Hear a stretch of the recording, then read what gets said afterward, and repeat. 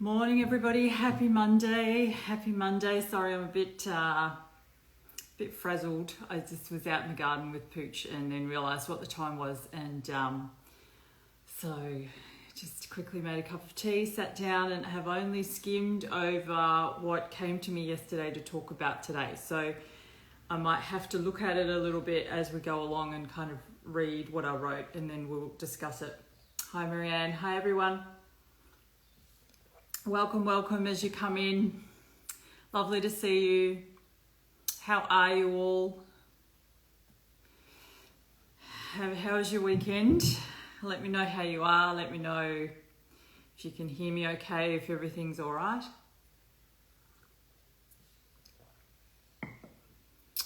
I'm going to talk about today is the fact that many people are now at the point in morning.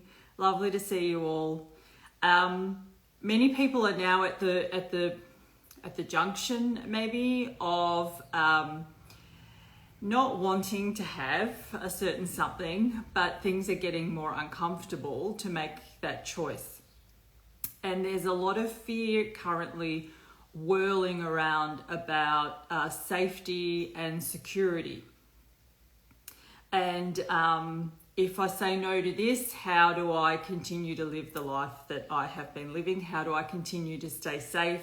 How do I continue to have security in my life? So I want to talk to that today, because a lot of people have also been talking about the fact that we're working at kind of first chakra level at this point in time, maybe recalibrating, maybe restructuring, maybe I would ideally hope we're moving into a new sense of what safety and security are. Okay.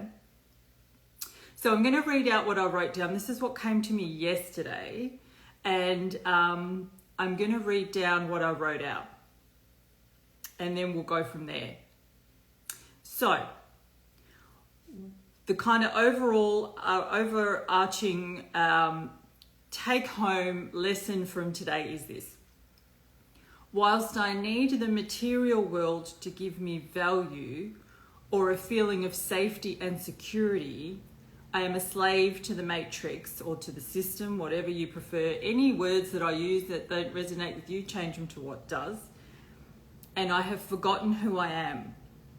Whilst I need the material world to give me value or a feeling of safety and security, I am a slave to the matrix or to the system, and I have forgotten who I am.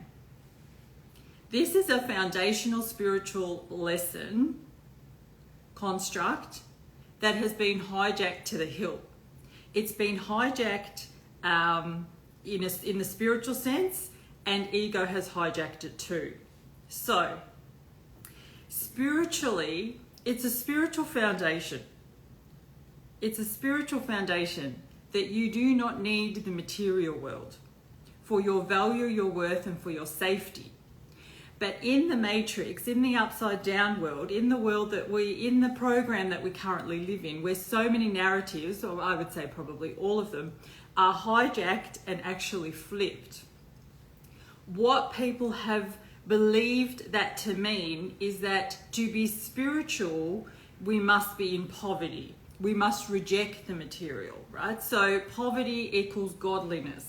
So we've built this system where if you're really spiritual, you know, the monks, the priests, the nuns, the whoever, if you're really spiritual, you want no part in money, you do not value it in any way, shape or form, you do not focus on abundance, you don't focus on what you have, what you want in your life, all of that. It's actually ungodly in a sense.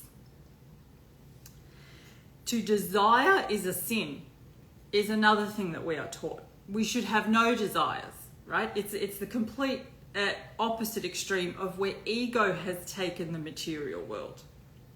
And ego has taken it to be everything. The material world is everything.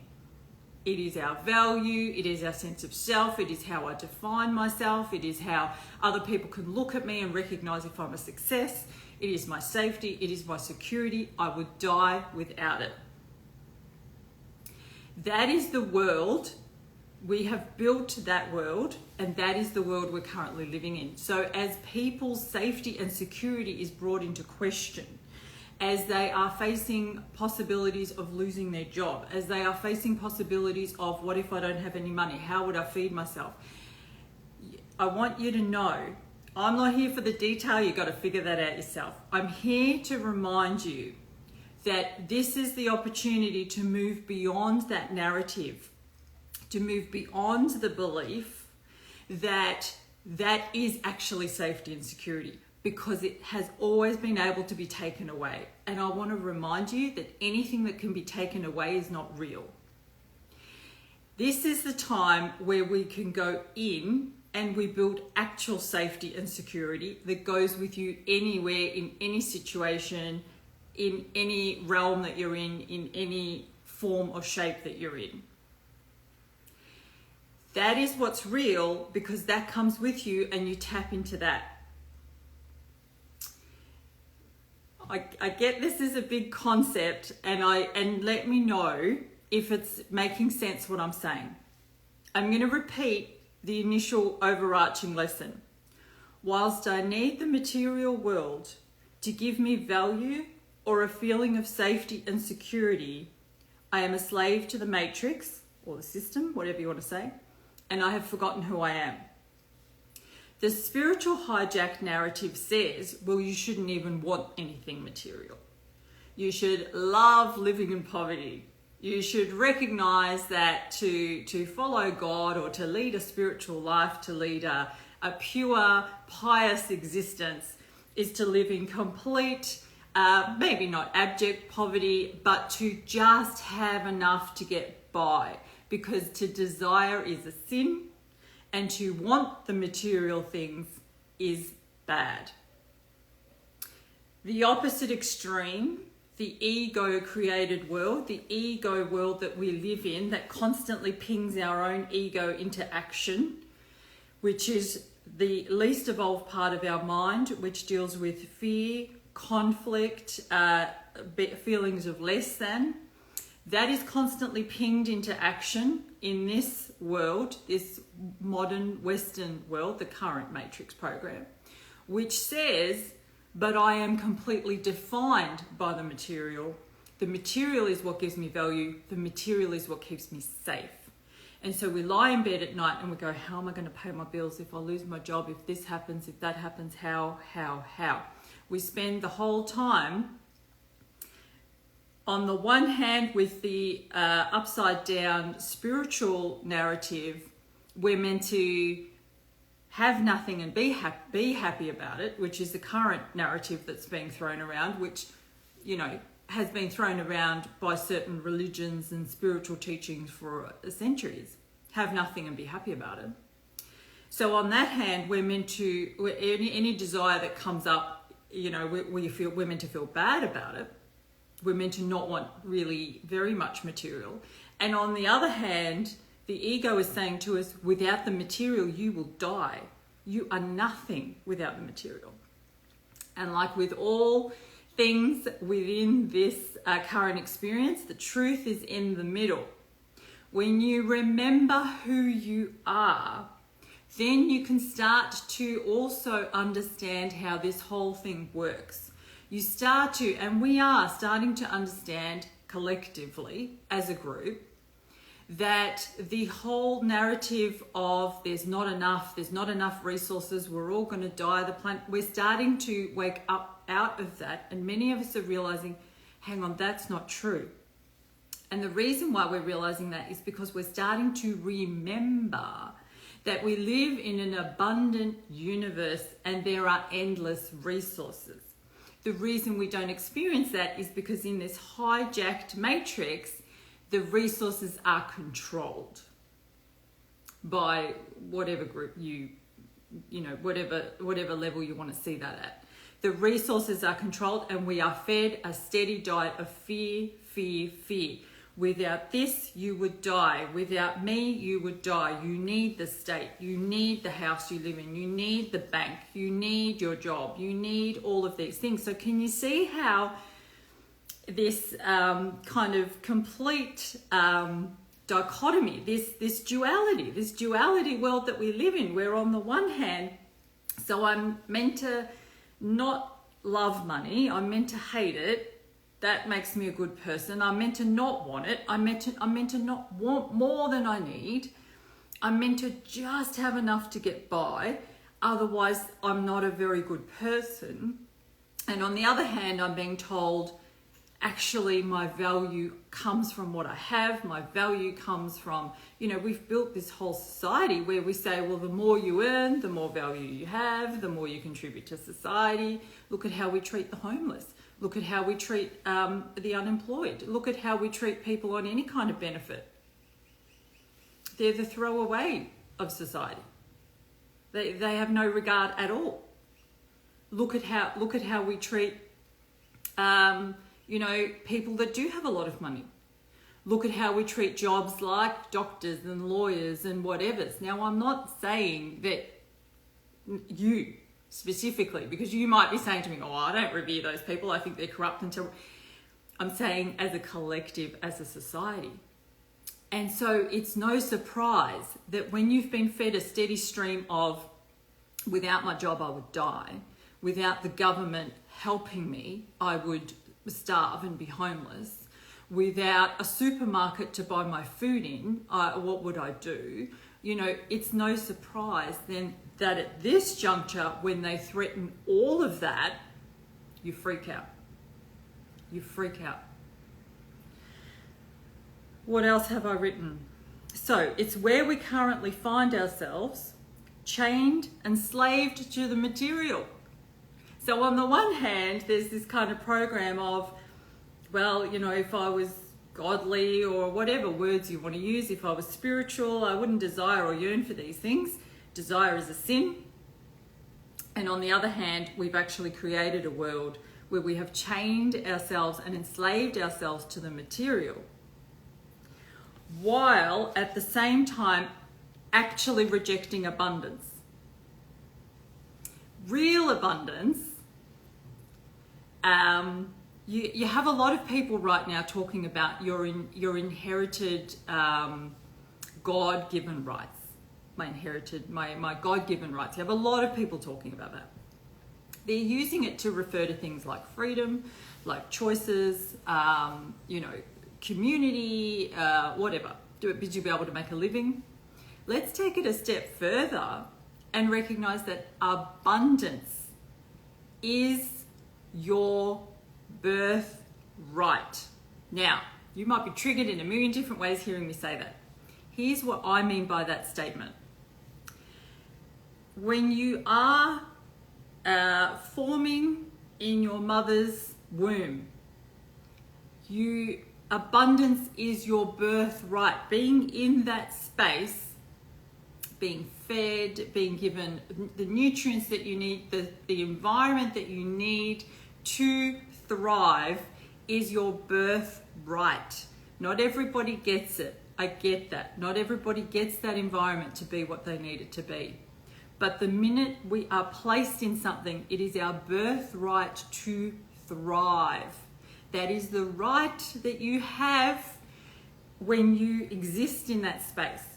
The fact you were born on this planet, it is your birthright to thrive, to be abundant.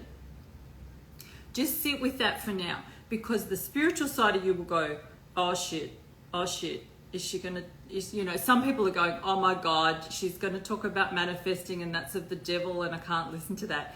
Other people are going, oh my God, is she gonna sell me something? And ego's going, yes, I want to be wealthy, I want to have all the things. But abundance is not all the things that we have been led to believe. Abundance is a million things. Abundance means the fact that I am on this planet. It is my birthright to have access to free energy, which we already have on this planet. It is my birthright to thrive in community. It is my birthright to be able to move through this world in whatever way I choose to. Start thinking of abundance in that way, and start thinking of this is an abundant universe. I live in an abundant universe, and it is my birthright to thrive. I live in an abundant universe, and it is my birthright to thrive. Ego is immediately going to say, how? Don't worry about the how just for this moment. If you can sit with that affirmation, if you can sit with that statement, if you can sit with that truth, then what will happen is you will lessen the fear of there's not enough resources, there's not enough food, the next program they're going to run is this, we're all going to, the climate, we're all going to, you can start to move beyond I need to have this job, this exact job that they're threatening they'll take away from me, or I will not be able to live. I need to, the limited way that we have been led to view the world to be is what keeps us in the slave program. Now, I have said a lot and you have all been quiet, so I want some feedback from you guys. Am I making sense? Is this resonating with you? Do you have any questions? Makes perfect sense. Great. Fabulous. I'm turning it over to you because you're all a little bit too quiet for me to be able to know whether this is landing as it's intended, whether it's helping to remind you of your power, whether it's helping to remind you of the programs that we've been bombarded with, and what questions you might have. Great, makes sense. Is it about blind faith? In what way? Let me know what you mean by that. Resonating? Great. So I'm going to repeat. Whilst I need the material world to give me value or a feeling of safety and security, I am a slave to the matrix, to the system, and I have forgotten who I am. Because if I remember who I am, then I remember that safety and security can only come from inside of me. Because everything on the outside can be taken away. Can be taken away. And then if that means I no longer feel safe and secure, I'm fucked. I'm going to live a life of fear. I'm going to live a life of holding on tightly. I'm going to live a life of dreading any loss. Knowing that I live in an abundant universe and it is my birthright to thrive, whatever thriving looks like to me, it's about recognizing that the material world is not a sin. The material world, when I'm in control of it, when I move through it without recognizing it defines, with recognizing that it does not define me. When I can move through it without being defined by it, when I can move through it without being addicted to it, when I can use it in my life for ease, to thrive, to navigate this journey in whatever way that I want to use it, then let's stop rejecting ease and feeling that to live in conflict and difficulty and just enough and struggle and an addiction to more and more and more and getting our value from this is what we're meant to be doing. And on the other hand, let's release this limited spiritual concept that to actually not have enough, or just to have enough, or to live in poverty, or to desire anything is wrong. What was the blind faith? And are there any questions, any branching out, any... The reason this came to me yesterday morning, it was like, talk about this, because so many people are now feeling in a position where I have no choice or I have to do it, and because we can't see another way. Stuck in thinking, well, this 3D matrix construct, if I don't live in it, I will die.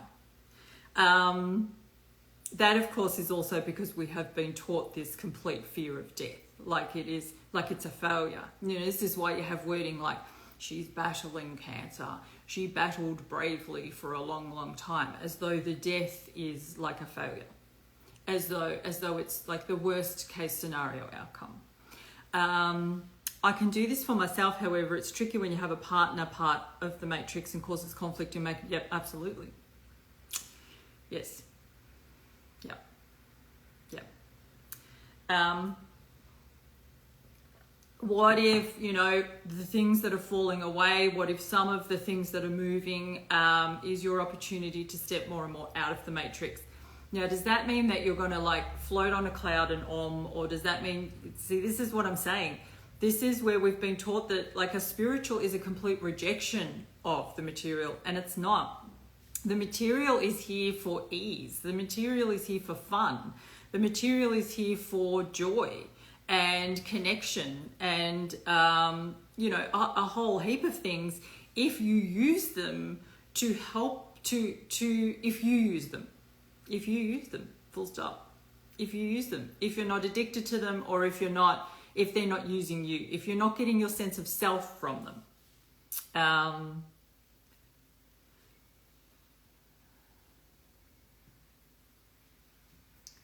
Should we leave it there today? Very quiet.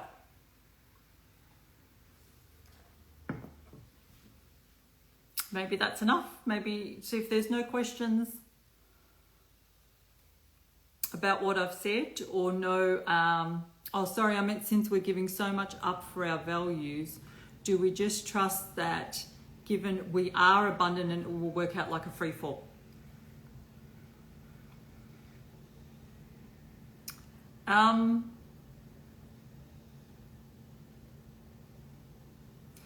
It's the other thing I wrote down is we are each running our own race, and we will each have to face every fear we have. So yes, this is a free fall for sure. This is the part where I've said in another life, this is the part where we jump out of the plane before the chute opens, and we have to trust that the chute opens. Blind faith, that's kind of, I feel like maybe something, it's a saying to kind of downplay faith. What you do need to have faith in, though, is your own ability to navigate this time. If you put faith in something outside of yourself, and that can be anything from God down to, the government, that's never a good idea without recognizing your own power within that relationship. So if you're passive in that relationship, if I'm going to sit here at this table and say, I need do nothing more, God will come and save me, that is not what is going to happen. And so if that's the definition of blind faith, then yeah, that's misled. But if the definition of faith is I live in an abundant universe and it is my birthright to thrive, and therefore let me go and seek out what makes me thrive. Therefore, let me recognize that losing a job that I have actually hated going to for however many years, that actually, for me, when I was nursing, felt soul destroying, that having that shift away actually opens a whole entire, bag of opportunities for me. And recognizing that, yes, I will be taken care of when I am proactive, when I move through the world in a proactive way, I am taken care of. Let me go back to the analogy that I used, I think it was last week, about what's currently happening is that we're growing up. We're growing the fuck up, right? That's what the opportunity that humans are being given. If you think about how humans currently live, we live like little children. We're constantly like, well, who's going to look after me? Well, who's going to look after me when I'm old? Who's going to look after me if I'm unemployed? Who's going to grow my food for me? Who's going to, all of this. Now, I'm not saying, your ego might go, what she's saying, I have to grow my food. I'm not saying any of that. I'm saying we have been living like children with a intended program to make us forget who we are. And so I used the example last week of what's currently being presented to us is like if we were the 35-year-old living on our mother's couch, and she has been cooking for us, cleaning for us, paying all our bills, giving us money when we go out, paying our mobile phone, paying our petrol, bought the car for us. She's done all of that. That when she finally says, you know what, you need to get your ass off that couch and out of this house, we are going to freak out because we are going to say, but I can't do anything on my own. And she's going to say, actually, whilst you continue to live here, you in this way, you will never know your power and your strength. You living on that couch are stifling. You're in this, codependent, toxic relationship with her, and your whole entire being is stifled because you will never know what you are capable of. And when you first walk out the door, which is happening to us now, many of us now are first now opening that door, walking out and going, fuck, what now? What now? I don't know how to do any of this. And so what you're doing is twofold. On the one hand, you keep looking back to the past going, that's the only way. That's what your ego will do. But the only way to live in this world is to have a job and to have a house and this is how, because your ego will look to the past. So it'll look back into mum's house and go, without that woman, I will die. And if the woman represents the 3D matrix, that's the position that many of you are in right now. You're looking at everything and going, this does not work without that. Without this, I don't work. I just would, die. What I'm saying is look forward and start to build feelings and recognition of your own ability. And we have always only gotten that from being in a position where we have to do it. Think about driving the car, how you didn't know how to drive a car, and then someone taught you how to drive a car, and then they put you in it. And then the first time you drove, you thought, like, really? Right? The first time you drove on your own, you shat your pants. The whole entire drive. You could not do anything but drive. If you were driving a manual, it took all of your focus and all of your concentration to get from first to second, to not stall at the lights, all of that stuff. You probably had to have the radio off to drive the car. You drove it like this, going, oh fuck, oh fuck, oh fuck. And after a little while, after a longer period of time, you can drive that car while smoking a cigarette, while texting your friend and changing the, I was going to say changing the CD player. Probably most cars don't have a CD player, but you get what I'm saying. You learn to do it step by step by step by step by step. But also the car needed you to get from A to B. There's nothing wrong with the material. There's nothing wrong with the material world. Use it. There is nothing wrong with looking out for opportunities. Don't just sit on a rock and wait for enlightenment, wait for Jesus to come, wait for whatever to come. You are going to be your own savior. So you're going to open that door. You're going to go, right, who's around? What's around? What can I learn? What can I do? What do I love doing? Where are the opportunities? Where can I start to change my mind? Where can I start to expand my belief system? What can I do so that I don't have to turn around, walk back into that house and go, you know what, I failed. Because I can't live without you, to the mother. Or saying that to the matrix. Does that help to, okay, yeah. Yes, my husband feels exactly like this, that there's no other way. He's planning to take leave while figuring anything out, but has realized working for someone else, you never have real control. Exactly. So I love that he's going, all right, let me take leave. Let me take leave and let me figure something out. He's going to be what's vital in that leave time. To not go, oh shit, fuck, shit, fuck, shit, oh my God, and go back to work. But to go, okay, what do I love doing? What do I want to do more of? Let me do a lot of things I really love. Let me rest during this time. Let me really tune in during this time. Let me look around during this time at the opportunities that there are. Let me start to change my mind on some things. Let me start to move my body. Let me eat well. Let me do some more things that I love to do. Let me tell people what I love to do so the people around me know what I love to do, and that can create more opportunity for me. And now I'm here. And let me get to that day fully in my power and fully aware of my choices. and then let me know that whole entire time that what needs to arrive will arrive, without having lived with the doors closed, the blinds closed, and nothing can arrive because completely shut off. Does that make sense? My husband feels exactly the same and will be taking his leave too. All he's worried about providing for our kids and keeping a house over our heads. So that is for sure a male. So the thing is, women get their sense of self, predominantly women get their sense of self from the health of their relationships. So women will look at, like, are my kids okay? Is my partner okay? My family, my friends.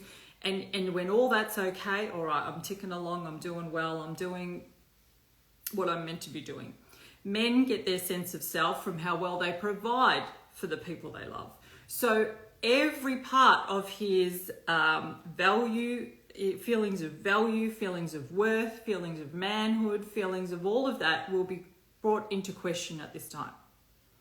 So what a brilliant opportunity, right? Because a lot of that is matrix stuff as well.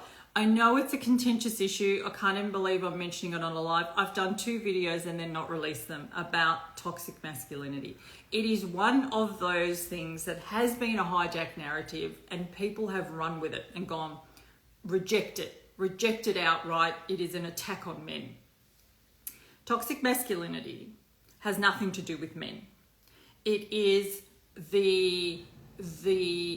because of course both men and women have both masculine and feminine aspects. Men, of course, have predominantly masculine. Females reflect the predominantly feminine. However, we all know that's on a spectrum that's 1,000 kilometers long, and we all fall somewhere on it, and we shift up and down at different times. But we all have the masculine, we all have the feminine, we all have light, we all have shade, we all have yin, we all have yang. The feminine is the yin, the masculine is the yang. The feminine is the passive, the masculine is the doing. The feminine is the intuitive, the masculine is the logical, right? It's just how it is. It's just how we're designed as 2 parts of a whole. But we are each that whole. Some of us express more of this, some of us express more of that. Toxic masculinity is a program. It's a matrix program that has nothing to do with men. It is the hijacking of you are what you do. Your value comes from what you have. The busier you are, the more value you have. Like, this is how we have gotten to be so addicted to busy. And you will understand very quickly that it is not just men that are this, that it is women as well. Women are also in their toxic masculinity. Women are in their toxic masculinity when we head into predominantly male workplaces, male professions. And what we do is we leave all of that, we leave ourselves at the door, and we go into who we think we need to be to work in the hard ass that we need to be, or the logical, right? How many female doctors are fully in their logic right now, and their intuition, everything that would be going red flag, red flag, red flag is left at the door. That's toxic masculinity. Toxic femininity is to be in complete passive mode, complete victim mode. So the toxic masculine in each one of us, it is not a male thing. Don't get hung up on the masculinity, because we each have, it's like saying, like we each have the same genetic makeup. We each have male and female sex hormones, but females have predominantly one, males have predominantly the other, but we all have them both. And if one goes rogue, like with toxic masculinity, this is what we're now living at the hands of, toxic masculinity in each one of us. That narrative has been hijacked by people who maybe some wanted to hijack it for a reason, and others, I feel there's a large part of the collective that just misunderstands it and goes, oh, that word has masculinity in it. Masculinity means men, and that's man bashing. And when we can actually move beyond toxic masculinity, which we see every day through the porn the porn that kids are viewing, through the way that girls are made to feel about how they should perform sexually, through the way that men are taught how they should be sexually, through the whole disconnection of feeling and intimacy, through, the whole keeping men from the raising of the children and the caretaking and caretaking in general. Removing kind of that emotional aspect of the masculine and removing the power aspect of the feminine is toxic masculinity. Toxic femininity is this victim mentality that both men and women can go into. You're going to see it often in women simply because we have more of that femininity expression, but you will see it in both. And it is that passivity, it's that passiveness of, say in relationships or in well, I don't have any power, what can I do? It is why we have allowed ourselves to earn less. It is all of that. So, I just said that on a live, but anyway, as I said, I've wanted to speak about that for quite some time, and your husband is currently facing that aspect of himself, that toxic programming that he has been programmed in the matrix to say your value comes in how well you can provide for your family. So what job do you do? Is it stable? All of that thing that's really, and if you can just get him to recognize that you're a team. And he has an adult. He's looking at you as another adult, and the two of you will figure this out. It is not up to him to figure out. See, that toxic masculinity of that teaches men, because you know what? In toxic masculinity, in the patriarchy, we're all fucked over. Men and women equally. No one wins. Because that toxic masculinity will teach men, don't cry, just, shut up, just put up with it, just get out there, no matter how you feel, just do it, just go against yourself, go against yourself, go against yourself. And so that's rife. That's a rife lesson for this time, really, when ideally they would love us to always go against ourselves. All right. You sent a question. Why are they allowing coercion when this has been highly frowned upon forever? And how are nurses condoning this? It's absolutely crazy. Yeah. Because they live in the same matrix that we all live in. All right. Any other questions? Any comments on what I just said about toxic masculinity? And I'm not saying your husband is a toxic masculine. See, this is the thing. You can run with it and you can go crazy. But you know what? We're not going to learn from that. We're not going to learn if we're all triggered like buggery 99% of the time, and we're triggered at different words and different constructs, how are we going to grow beyond them? How are we going to grow beyond them when we can't look at them and say, actually, okay, a lot of the narrative has been hijacked. It's like Black Lives Matters. Okay, it's a hijacked narrative. It's a hijacked organization, but it doesn't take away from the fact that we need to look at it. We need to look at racism. We need to look at, don't throw out the concept because part of it has been hijacked. All right, any other questions, comments?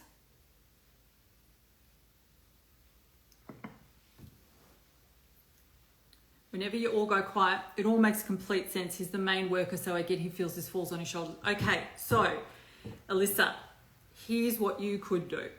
You could sit down with him and go, right, you and I, two adults, a team, co-parenting, co-adults in this house, are going to look at what our options are, and you're going to recognize that you're not the only one here that can make money, and I'm going to recognize that I'm not the only one here that can do the things that I do, and that we can interchange between those two things, and we can keep navigating this, and we can keep making choices, and we don't have to figure it out already for what's going to happen then.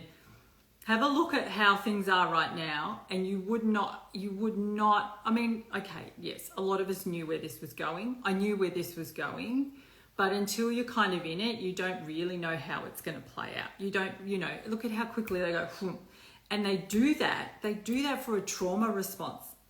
they do that to get us into that trauma response of feeling overwhelmed, feeling like, okay, hang on, I can't make a decision right now. So that I'll just go along with it. And they do that to get us to forget our power. So who knows what next year will look like? Who knows what options are available to him? He doesn't know. He does not know. None of us can remotely know. And, you know, I mean, look, I think Alyssa, I've spoken to you before about maybe some books and resources that are available for men, but I would say to men, don't not read my book thinking it's for women, because I mean, as you can tell by the way I speak, I very much speak to both. And it is definitely for both, right? Just the way I write it, the way I talk, it will definitely, it's not flowery. It's not flowery. So, you know, maybe he could read that and it might help him. Would you offer your son dollars to not work and get the jab? Is this overparenting? Okay. If my son came to me and said, okay, I don't want to get the jab. I have no idea right now in this moment how to navigate not getting it.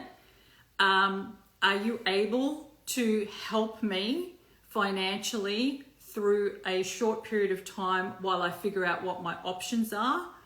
I would say, sweetie, open your wallet, here comes the cash. If my son says, well, I'm going to have to get it because what else can I do? Or if I feel like my son wants to get it anyway and I'm prolonging the inevitable, then no, because that's manipulative. That is saying, I will pay you. That's no different than the people who have a lot of cash who kind of go to their part. I mean, I've only ever seen it on a movie. I don't know if this has ever happened in real life, but who go to their child's partner and says, I'll give you money to go away. I'll give you money to dump him or dump her, right? That feels like that. It feels manipulative in every shade of wrong. So it kind of depends. It depends.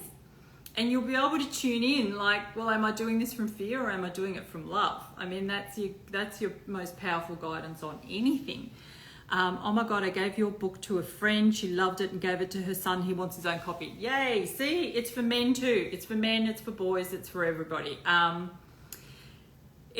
be fooled by the back. You know, you have to write something on the back that kind of speaks to your target audience, blah, blah, blah, blah. When you open it up, it'll just be me talking about this kind of stuff, about being in your power, about recognizing ego, about recognizing your wisdom and how to shift from fear to love, and how to move beyond that limiting stuff that ego will tell us, right? It's for both, it's for anybody, because you'll tailor the examples to you. He's 24. Great. See, I love that. Because actually, you know, the thing is, men read this kind of stuff, but they don't feed back like women do. So you don't really know. So that's great to know that, yeah. A friend of mine read a little, she sort of read to about part way, and then she said, I haven't gotten any further. I said, look, I know it's a small book, but there's a lot in it. And she said, well, it was kind of like every line was like, boom, boom, boom. So, you know, there's a lot in it, but also it's not flowery. I didn't put anything in it that didn't need to be in it. So if you're also not someone that really likes to read, I didn't put anything from page 1 to the last page that didn't need to be in it, which is why it's fairly short, but also it's no less powerful. All right, folks, any questions? Sue, does that help, the answer that I gave about the sun and the cash?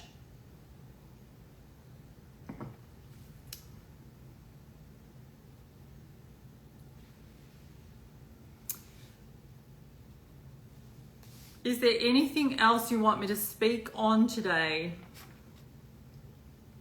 If you're joining late, oh, no, not really. So Sue, did you hear what I said about it depends on whether he wants to get it or not? It depends on whether you're prolonging the inevitable and kind of manipulating the situation, or whether you're helping him to get from his current state of, I can't see options, I'm overwhelmed, into a state of, okay, I'm actively seeking out my options, I'm actively stepping into my power, and I am now going to make the best choice for me. If that's how he feels, if that's what he's coming to you with. So let's say it's like, you know, when I was saying it's like mum throws us out, we're standing at the door, we're looking back in going, fuck. If your son is looking back in and going, I actually, you know, I have an opportunity that I can get to, and I've kind of looked around and I've only managed to get half the money for petrol, and you go, okay, here's the other half. That's a different story to him kind of really just trying to get back into the house, if that makes sense. Okay, Sue,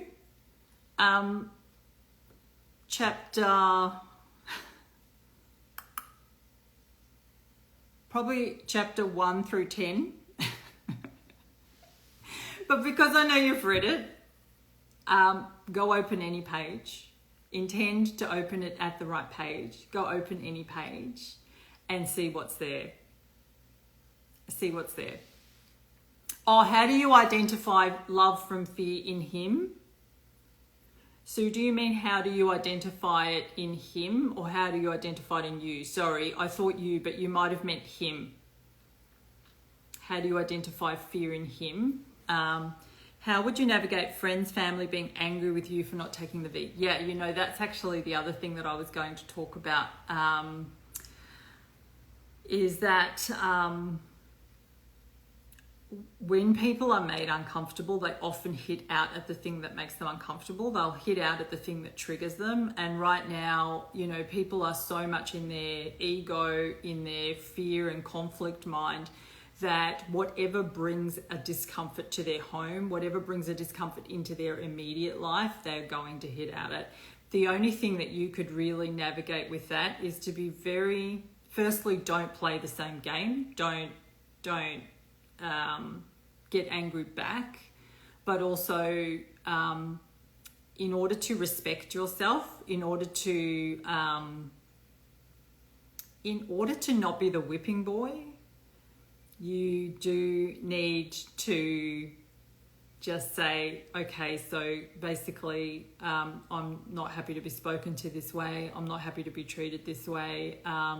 So if you need to have a break, if you need to, you know, have some time while you kind of have a think about whether you can respect my choices, no worries. Let me know when you're ready to kind of move forward.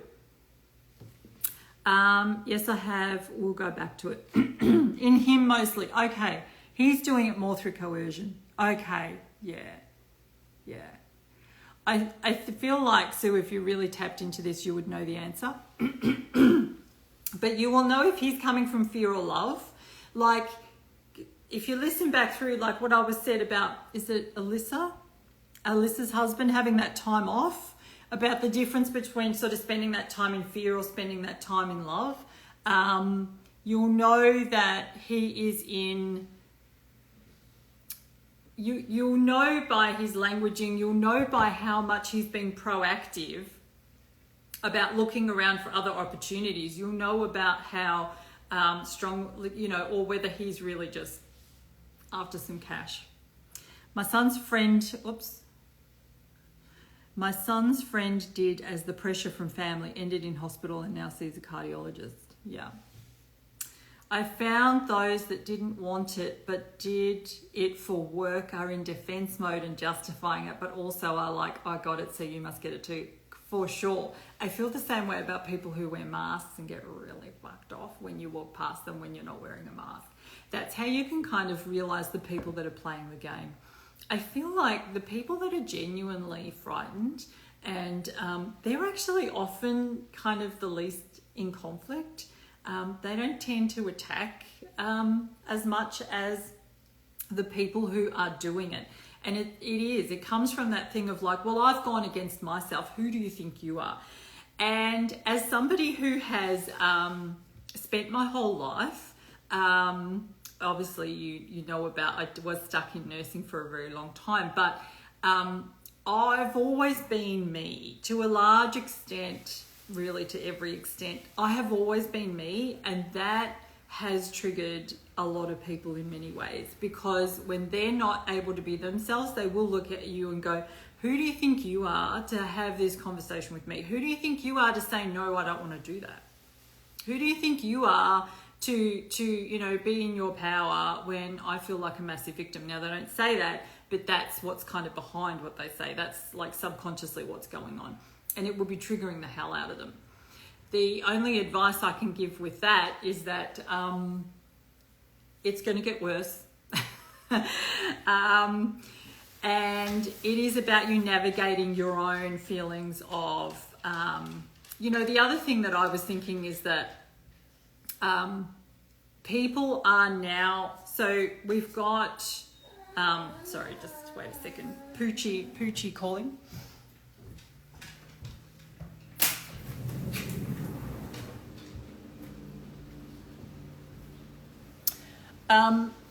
So the main thing I've spoken on today is the fear of safety and security, and a lot of people will choose to go against themselves, because this video isn't even like how not to have the thing, right? I've moved beyond that. Well, I never did speak about that, but I've moved beyond that whole conversation. This is about how to be in your power, and whatever that looks like, because I'm not that attached to that. So it's about currently what's coming up for people. The biggest fears are safety and security. The other thing that is already coming up for some other people are the fear of rejection, being rejected by the group. So if they've gone against themselves, if they've gone against their feelings of, I don't want to have this in order to not be rejected, then looking at you in your power can totally trigger them. And what they'll do is, well, I've got this, so I'm not rejected. I wear this, so I'm not rejected. I play the game, so I'm not rejected. To actually take that even one step further, and we have seen this in every dangerous regime, to not be rejected, I then have to join the group that attacks you and that is against you. It's nothing personal. Most are so deep in the narrative, they can't let go now. Most are so deep in the narrative on all sides. You know, have a scroll through. So I've been taking every weekend off social media. Have a scroll through social media. Everybody's caught in the same narrative. You could probably spend like 6 weeks off, get back on, and the same stuff. Some people are still writing about the same stuff, and you're like, stuck in the narrative. Stuck in the narrative is a good thing. It's a powerful question. Am I stuck in the narrative? Am I stuck in how I view it? Am I stuck in how I view myself?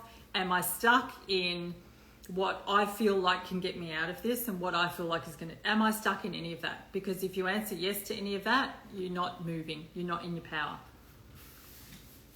Yes. Also worried about his close family thinking he's crazy, risking losing his job. Yeah.